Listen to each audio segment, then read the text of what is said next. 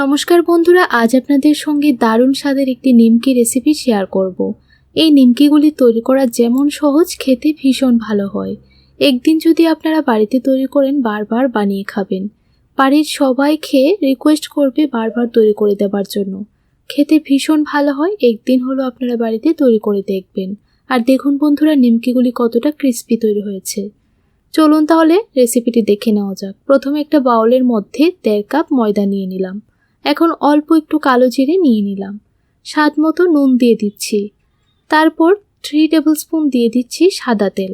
বন্ধুরা, আপনারা চাইলে এখানে সাদা তেলের পরিবর্তে ঘিও ব্যবহার করতে পারেন। এখন ভালো করে হাত দিয়ে ময়ান দিয়ে দেব। হাত দিয়ে এইভাবে ঘষে ঘষে ভালো করে ময়দার সঙ্গে তেলটা মেখে নেবেন। তাহলে দেখবেন নিমকিগুলি খুবই খাস্তা তৈরি হবে। আমি প্রায় 1 থেকে 2 মিনিট সময় নিয়ে ভালো করে মেখে নেব। এখন 1 চিমটে পরিমাণ বেকিং সোডা দিয়ে ভালো করে মেখে নিয়েছি। যখন দেখবেন ময়দাটা এইরকম মুঠ করলে মুঠে চলে আসছে, তখনই বুঝবেন ময়দাটা খুব সুন্দরভাবে ময়ান দেওয়া হয়েছে। এখন অল্প অল্প জল দিয়ে একটা টাইট ডো তৈরি করে নেব। প্রথমে খুব বেশি জল দেবেন না, একদম অল্প অল্প জল দেবেন, ডোটা তৈরি করে নেবেন। বন্ধুরা, আপনারা ভিডিওটাকে স্কিপ না করে পুরো ভিডিওটা অবশ্যই দেখুন। আশা করছি আপনাদের ভালো লাগবে। দেখুন বন্ধুরা, ভালো করে মেখে নিয়েছি। এখন এই ডোটাকে আমি কিচেন স্ল্যাবের উপর নিয়ে নেব। আরও 1 মিনিটের মতো এইভাবে ঠেসে ঠেসে মেখে নেব। এই ডোটাকে যত বেশি ঠেসে ঠেসে মাখবেন, নিমকিগুলি কিন্তু ততটাই বেশি খাস্তা তৈরি হবে। এখন আমি ডোটা থেকে ছোট ছোট লেচি কেটে নিচ্ছি। আমরা রুটি তৈরি করার জন্য যেই রকম লেচি কেটে নিই, ঠিক সেই রকমভাবেই কেটে নিচ্ছি। আমার এখানে টোটাল 5টা লেচি তৈরি হয়ে গেছে। এখন একটা লেচি নিয়ে নিলাম, এইরকম গোল করে নিয়েছি, উপরে একটু ময়দা ছড়িয়ে দিলাম। এখন আমি পাতলা করে রুটির আকারে বেলে নেব। একদম পাতলা করে বেলে নেবেন। যত পাতলা করে রুটিগুলি বেলবেন, ততটাই কিন্তু বেশি নিমকিগুলি খাস্তা তৈরি হবে। দেখুন, একটা রুটি আমি বেলে নিয়েছি। আরেকটি রুটি আপনাদেরকে বেলে দেখিয়ে দিচ্ছি কতটা পাতলা করে আপনারা তৈরি করবেন। বন্ধুরা, আপনারা এইভাবে নিমকিগুলি বাড়িতে তৈরি করে 10 থেকে 15 দিন পর্যন্ত স্টোর করে রাখতে পারবেন। একটা এয়ারটাইট বয়ামের মধ্যে রেখে দেবেন। দেখবেন ঠিক তেমনই মুচমুচে রয়েছে। যখনই ইচ্ছে চাইবে তখনই খেতে পারবেন। চায়ের সঙ্গে কিন্তু এই নিমকিগুলি খেতে ভীষণই ভালো লাগবে। কথা বলতে বলতে প্রত্যেকটা রুটি আমি পাতলা করে বেলে নিয়েছি। এখন একটা রুটির উপর অল্প একটু ঘি ভালো করে লাগিয়ে নিচ্ছি। তারপর অল্প একটু কর্নফ্লাওয়ার উপরে এইভাবে ছড়িয়ে দিচ্ছি। আপনারা চাইলে কর্নফ্লাওয়ারের পরিবর্তে ময়দাও এখানে ব্যবহার করতে পারেন। আবারও একটা রুটির উপর আরেকটা রুটি দিয়ে দিলাম। আবারও অল্প একটু ঘি ভালো করে রুটিটার চারপাশে লাগিয়ে নেব। হাত দিয়ে ভালো করে লাগিয়ে নেবেন, বা আপনারা চাইলে ব্রাশ দিয়েও লাগিয়ে নিতে পারেন। একইভাবে 5টা রুটি আমি দিয়ে দিলাম। এখন আমি একদম উপরের রুটিটার উপরও অল্প একটু ঘি লাগিয়ে নিচ্ছি। ভালো করে ঘিটা লাগিয়ে নিয়েছি। এখন উপরে আরেকটু কর্নফ্লাওয়ার দিয়ে দেব। আপনারা যদি ময়দার পরিবর্তে কর্নফ্লাওয়ারটা দেন, তাহলে কিন্তু নিমকিগুলি আরও বেশি ভালো হবে। তাই চেষ্টা করবেন কর্নফ্লাওয়ারটাই দেওয়ার জন্য।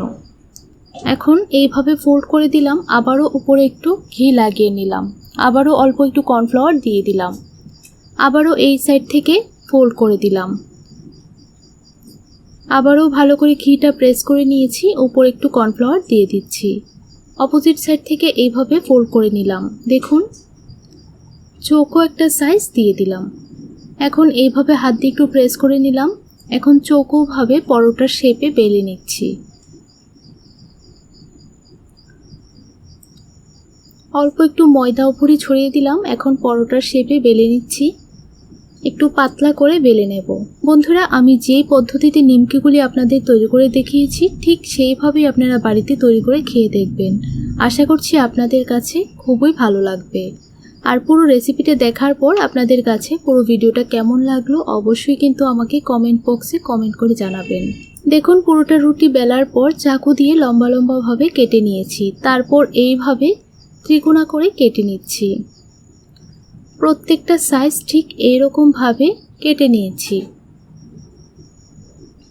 দেখুন বন্ধুরা, নিমকিগুলি দেখতে ঠিক এইরকম হয়েছে। আপনাদের পছন্দ অনুযায়ী যে কোনো শেপে আপনারা কাটতে পারেন। এখন আমি আগে থেকেই ফ্রাইং প্যানের মধ্যে তেল গরম হবার জন্য বসিয়ে রেখে দিয়েছিলাম। এক এক করে নিমকিগুলি দিয়ে দিচ্ছি। আর তেলটা যেন খুব বেশি গরম না হয়, মিডিয়াম যখন গরম হবে তখনই নিমকিগুলি দিয়ে দেবেন। এখন গ্যাসের ফ্লেমটা মিডিয়ামে রেখে কিছুক্ষণ সময় অপেক্ষা করব নিমকিগুলি একটা পিঠ ভালো করে ভাজা হয়ে যাবার জন্য। যখনই একটা পিঠ হালকা একটু কালার চলে আসবে তখনই উল্টিয়ে দেবেন। আর দেখুন বন্ধুরা, প্রত্যেকটা লেয়ার কিন্তু একদম বোঝা যাচ্ছে। গ্যাসের ফ্লেমটা লো টু মিডিয়ামের মধ্যে রেখে ভাজবেন, তাহলে দেখবেন নিমকিগুলি খুবই খাস্তা তৈরি হবে আর কালারটাও খুব সুন্দর আসবে। যখনই নিমকিগুলির কালার এইরকম চলে আসবে তখনই নামিয়ে নেবেন। সবগুলি নিমকি আমি একইভাবে ভেজে নিয়েছি, এখন একটা প্লেটের মধ্যে সার্ভ করে নিচ্ছি। আপনাদের কাছে রেসিপিটি ভালো লেগে থাকলে ভিডিওটিতে লাইক করে আপনার বন্ধুবান্ধবদের সঙ্গে খুব বেশি পরিমাণে শেয়ার করবেন। আর এখনও যারা আমার চ্যানেলটিকে সাবস্ক্রাইব করেননি, আমার চ্যানেলটিকে সাবস্ক্রাইব করে আমার পাশে থাকবেন। তাহলে বন্ধুরা, আজ এই পর্যন্তই। দেখা হবে নতুন দিনে নতুন রেসিপির সঙ্গে। আপনারা সবাই ভালো থাকবেন, সুস্থ থাকবেন।